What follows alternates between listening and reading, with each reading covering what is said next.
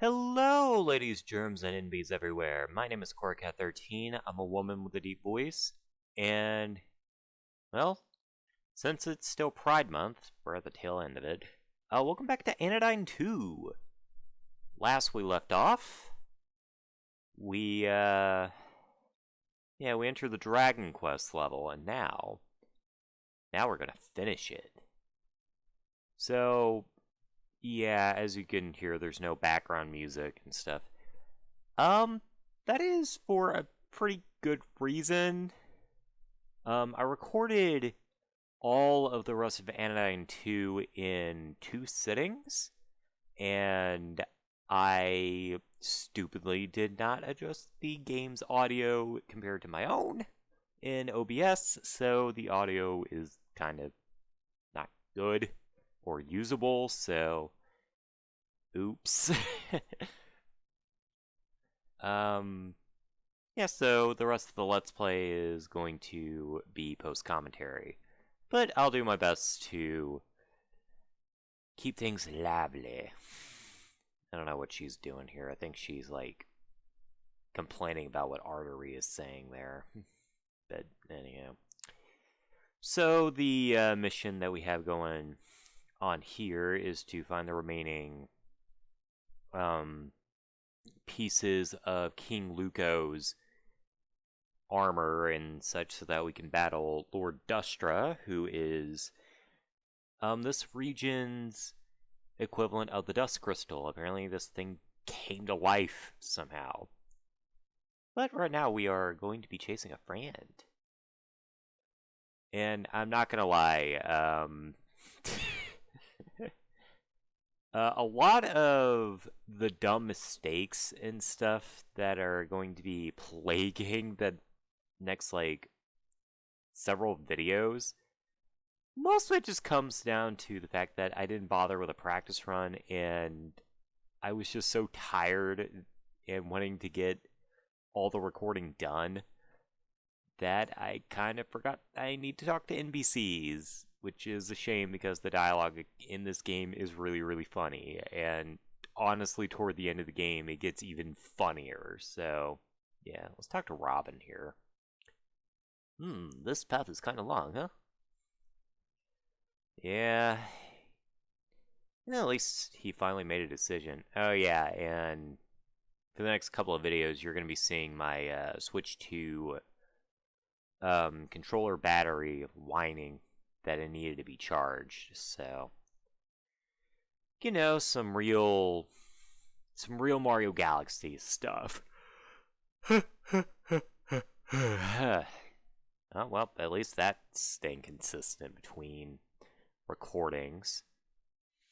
The fact that I was yawning the entire way through. Like, I tell you, I was tired as fuck throughout this recording process, which maybe influenced how bad I was performing. Like, there's this cringy part, I think, near the end of episode 11?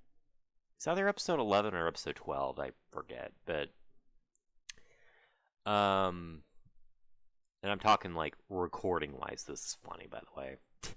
She literally just picked up a whole human. That's just stupid. But what's not stupid is this NPC. I'll get back to my story here shortly. But it wouldn't be a quirky game without a Bob. And this has submitted itself as a quirky game. Ah, where am I? For some reason, I feel at home in this particular land. Lord Dustra, I have no idea what you're talking about. I think I am wholly unrelated to your quest, so leave me alone. Yeah, it was at this point that I remembered, oh yeah, this game is funny. There's a reason I like this game. Aside from, like, the freaking loaded in-game. Like, holy crap. Like, working our way to, spoiler alert, the second ending is, oh my god, super emotional. By the way, remember this area for later, viewers. This will be very important in finding the final piece of the puzzle. Anyway, back to what I was saying about, about like something stupid happening in one of the later episodes. Um, so for whatever reason, I thought that there was a hidden card in Center City, and it was bothering the crap out of me that I couldn't find it. So I stopped the recording after I think like 20 to 30 minutes or so trying to find it.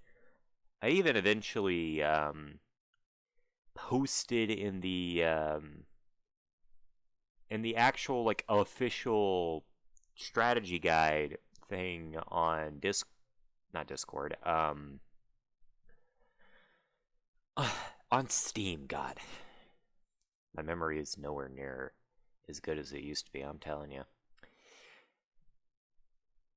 But then it turns out that the 3 cards that I was missing, you are not going to believe this. They were just in some of the areas that we are about to actually see, just in hidden little alcoves. I felt so stupid. Like, I felt so stupid that I didn't even think to look. But, in all fairness, I completely forgot. This guy's funny, by the way. I completely forgot that the first card that you get is Palisades card.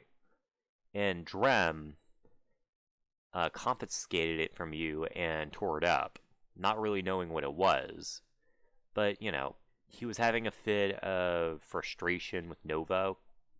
Understandably so, considering the last time he saw Nova, she was, like, proclaiming her loyalty to the center and yada yada yada. Don't worry, her deconstruction is on its way, and I will have plenty of thoughts about that, but...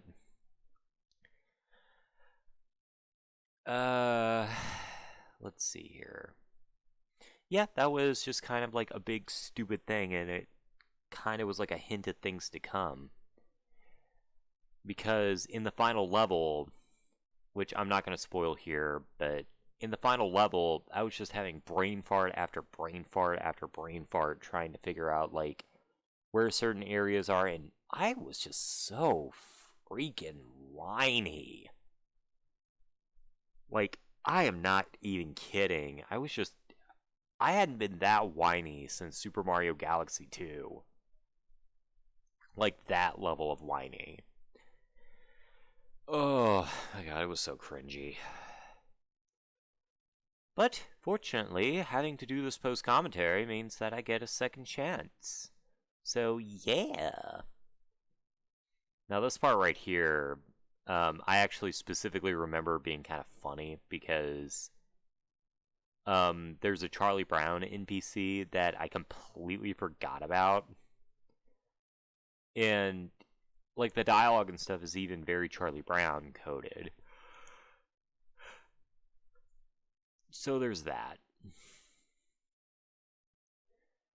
And by the way, one thing that you'll notice about the artery blocks there is that if you're playing the game alongside me, you'll notice that the artery blocks will actually like flash briefly whenever you find the right one. And actually, within the this and the next recording, I actually figured out the pattern on my own, and I was surprised by how easy it was. Anyway, here we are. We're at the Charlie Brown part, and you can actually see him right down there. In the bottom right corner, you can see Franklin.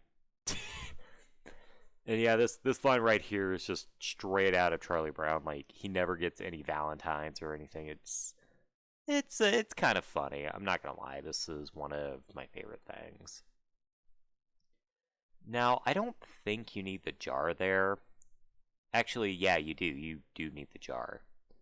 But essentially, this room here has a bunch of characters that have like different things that they want, And the way you start this quest here is to shoot that jar at the cow there, and that kind of starts the circle. By the way, I'm moving my bag of drinks because I have a water with me, just so that I can keep my throat hydrated. It also has electrolytes, so it's even better. Mm.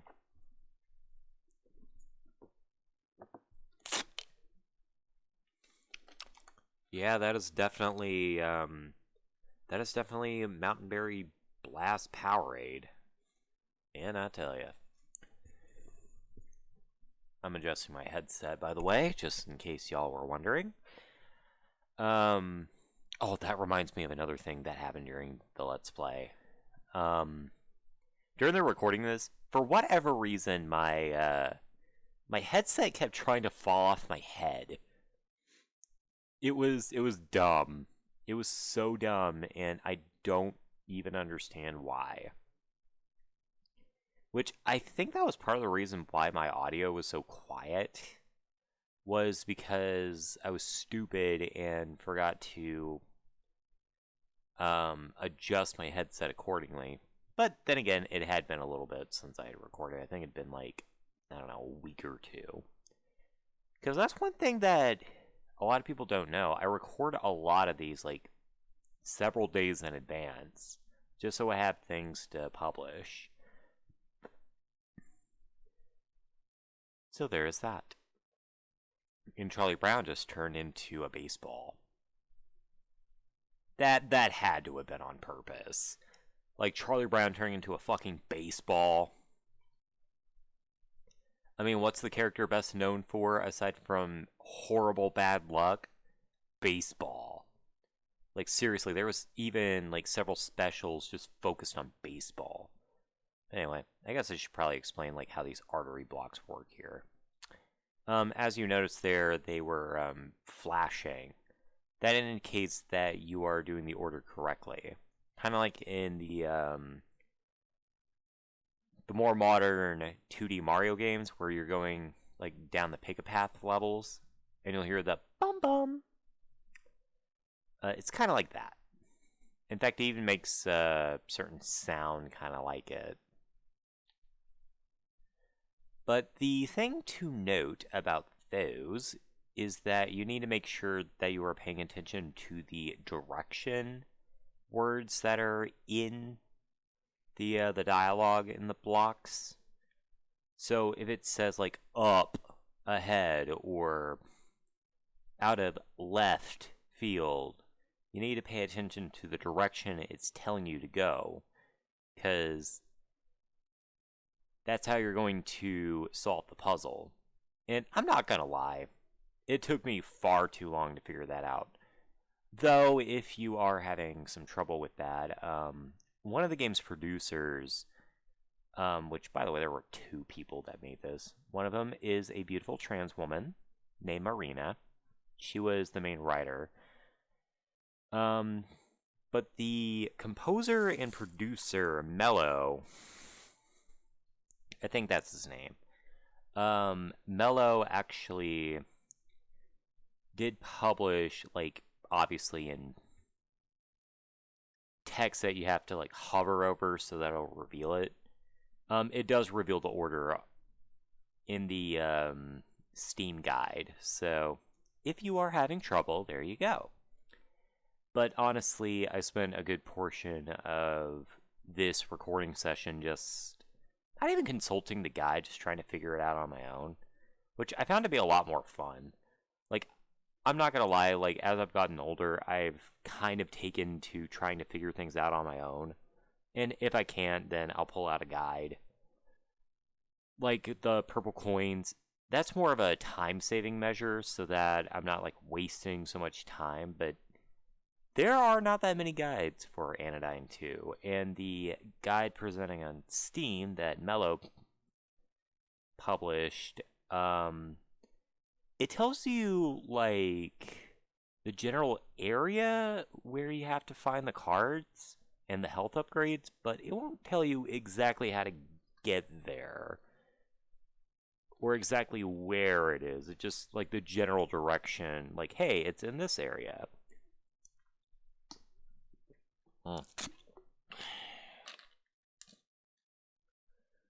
Gotta stay hydrated when you're recording. And I tell you. Also, yes, I do notice the poo curls, because, you know, in the bathroom. And I am embarrassed to admit that it did take far too long for me to realize that there were, like, turds hanging out here. And that's not the only organ we will be paying a visit to. We'll be paying attention to a brain. Or paying a visit to a brain. A brain of a mouse. I think it's mouse. Like in the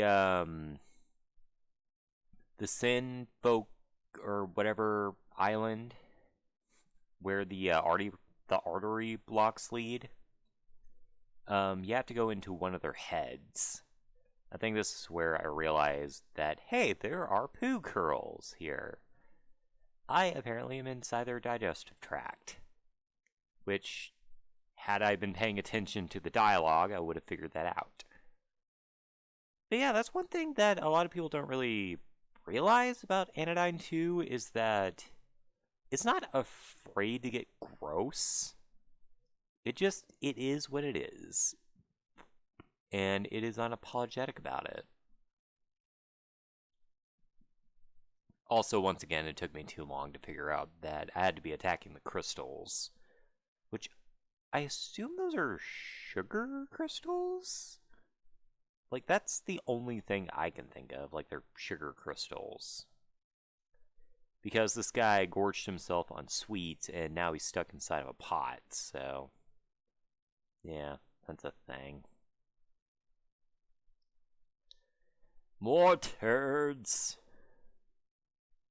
Though notice that they are silver and not brown. So, you know, it can get away with something. Actually, this reminds me of... I probably talked about this at some point, but... y'all know the weird golden turd emoji? Apparently that comes from, like, a fun play on words in Japanese. That, apparently the term for a turd curl or whatever it is synonymous with luck. So that just kind of ended up as a joke. And that's why the golden turd exists. So, yeah. Though that's not to be confused with the golden turd that you pick up apparently at the end of Breath of the Wild if you find all the Korok seeds. That was more just a prank on the part of the developers. They were just fucking with you. Which, I can appreciate that. I like when game developers do stuff like that just to mess with people. Just to see if they are going to do it. Another fun cut there. Yeah, that's another thing about... one thing that I'm kind of happy about that I'm doing this post-commentary right now is that there was a lot of meandering during the original recording. Like, I think the original video... like, it wasn't long per se. Like, it was a little shorter than the duration of the current video. I think it was like 33 minutes long as opposed to like 34 minutes, or about 35 minutes of the current video. Like, it's not that different, but at the same time, most of that was just like me trying to figure it out. Like, trying to figure out like where to go and all that. So it really was just like a lot of it was meandering, like 10 minutes of meandering. Because I didn't know what I was doing. But anyway. Yeah, I remember I did a lot of this crap in one of the levels that we are going to be paying a visit to in the Ocean Bank North area. I think it's north, it could be east, I'm not sure. Apparently the game didn't like that guy.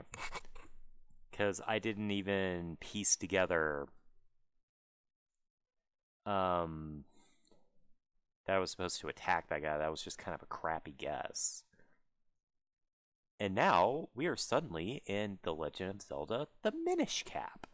This had to have been a reference to Minish Cap, just simply because one of the first bosses that you fight in Minish Cap is a giant slime.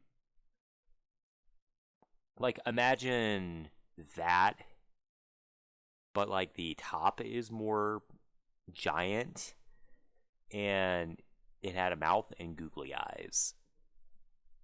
Oh, and it was also green. Yeah. Yeah, that was me thinking that I had to talk to him. Because you never know in this game. You just never know. And that takes care of the slime. Apparently, that solved its insecurity problem, I guess. And now we found the breastplate of belonging. Yeah. So that's 3 out of 4 of the armor pieces. And now we only have one, and it's the boots. I forget what the funny description of the boots is. I guess we'll find out together. Look at all these parrots, these macaws.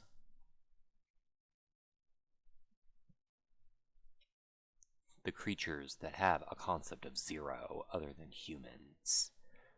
Which, that's actually true. Parrots actually do have a concept of zero and can match symbols and stuff in place of words, kind of like how primates can. So,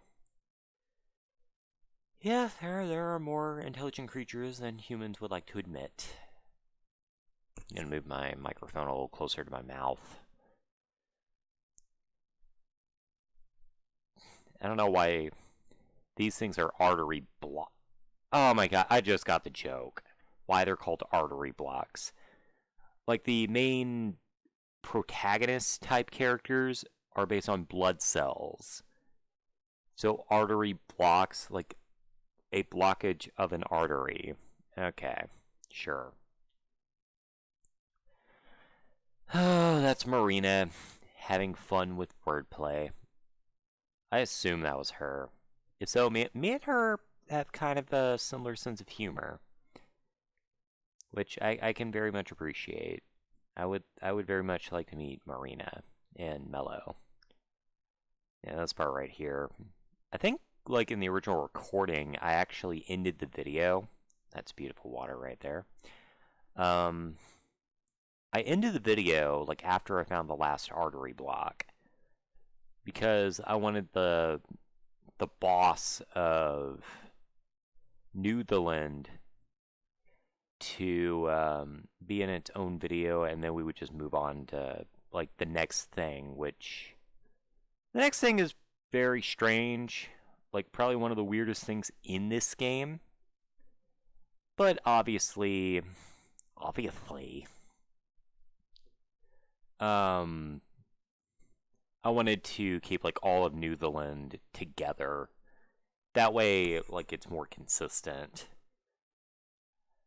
Because I don't see a point in splitting up the episodes like that. Like, episode 9 being mostly just trying to figure out the rest of the armor pieces, in episode 10 just like randomly being like the last armor piece and then the boss, which I do find rather strange that Anodyne 2 doesn't really have that many bosses, which, to be fair, it would be a little bit tricky to come up with bosses for this game, because the game is more about like fighting one's own demons and, you know, that kind of thing, stuff related to the dust, which really could be like, it could, dust really could be like a symbol of just like human nature in general, which this is embarrassing to say, I kind of forgot that it was kind of a symbol of just like what a lot of conservative folk would consider sin, or just like human imperfection. But it does play very well into the themes of Anodyne 2, which again I'll get more into once we get into episodes 12 and 13. I think this is me figuring out, oh, I don't kill the guy, I have to keep the slime alive and get around it. And now we're about to go into a mouse's brain. Isn't that exciting? Kin killer. That's what this island is called. Yeah, I'm not gonna lie. If I heard about a island called Kin Killer Island, I'd be a little bit scared too. And there's me forgetting I have the ability to go to pico scale. And now we're inside a brain. Isn't it fun? So it looks like homie needs to clean up in here. I mean, I see little blobs of stuff hanging out in the cerebellum. Or not cerebellum, but the cerebral cortex, which not a good thing. You might wanna contact a doctor about that. Well, I guess Nova would be the one to have to do that anyway, so yeah. And this is the rat actually giving you the information on how to find the boots, which for some reason are inconspicuously inside of a wall. Very Castlevania 2 or Zelda 2: The Adventure of Link. Which I find that rather peculiar that Zelda 2 is the only like actual Zelda game that doesn't have The Legend of in the name. Mercy, I'm getting belches. That happened a lot during the recording session too, as well as some farts. There were some real nasty ones too. Whew! I think that was part of what was frustrating me. But what's not frustrating is the fact that we resurrected King Luco, and that's exciting, because that means we have the pathway to the boss unlocked. I'm just realizing that artery there is kind of shaped like a heart, like a real human heart. That can be a coincidence. That has to have been like something.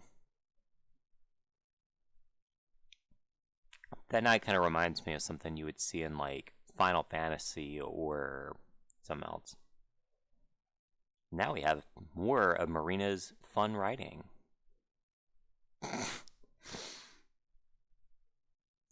Yeah, that's on par with some of the jokes that I make on this channel, I'm telling you. Honestly, I swear if me and Marina were in the same room, we'd probably be, like, predicting each other's jokes. Now, I'm not saying that, like, I know Marina and all that, but it's very peculiar that we have a very similar brand of humor. I don't know. It's interesting. I like this coral, or whatever this is. And if you heard, that was my phone making a noise. Because I have a text message.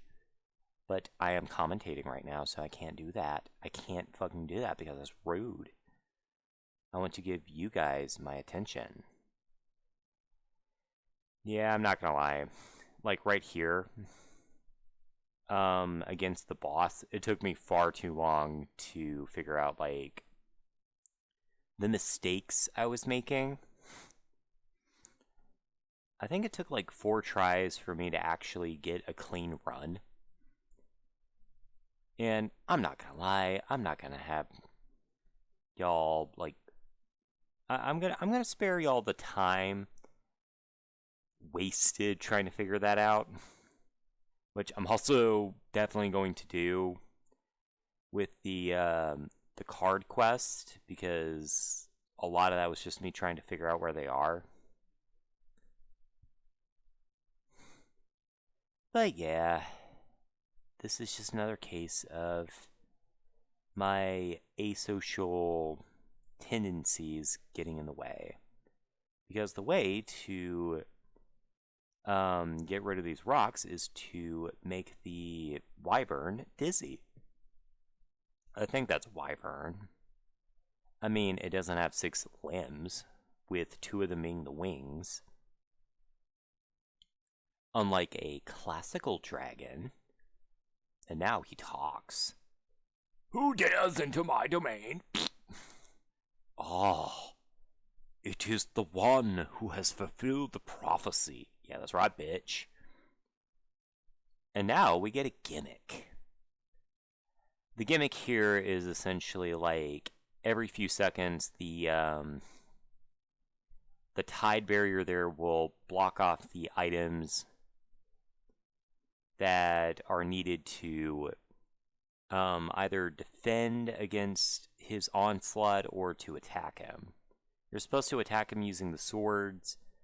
The shield will, kind of like in Mario 2, where you grab the mushroom blocks and, you know, you form like a barrier against Tri-Collide.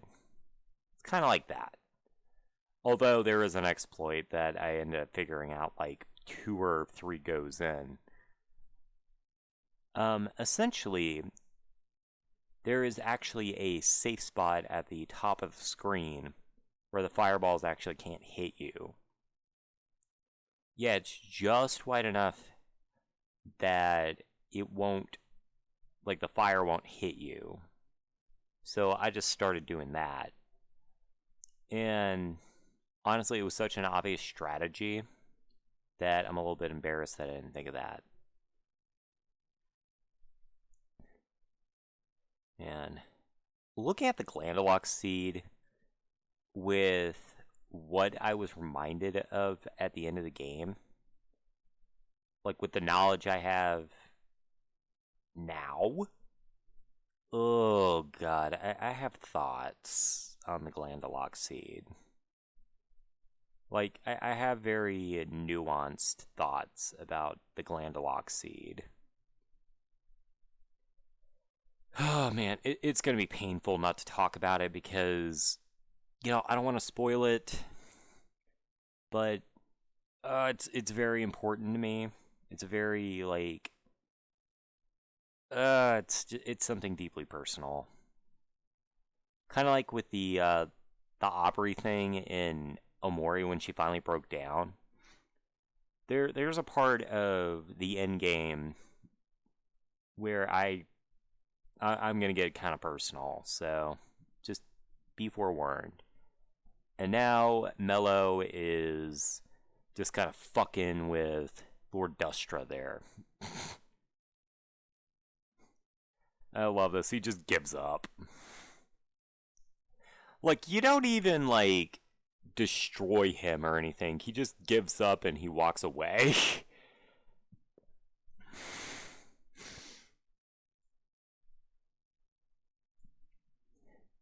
And then King Luco steals our victory and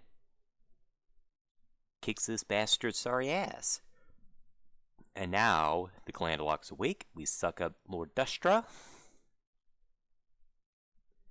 And now the tree that we are inside has woken up. Yes, I can feel the past trickling in like the future. Ah, wonderful, wonderful, like sweet sap of the maple. The past is cast aside defiantly. It screams creamily for an effervescent mother. Without it, a great divide forms and, Apparently we're not going to finish that thought, because Lord Dustra has been turned to a cord.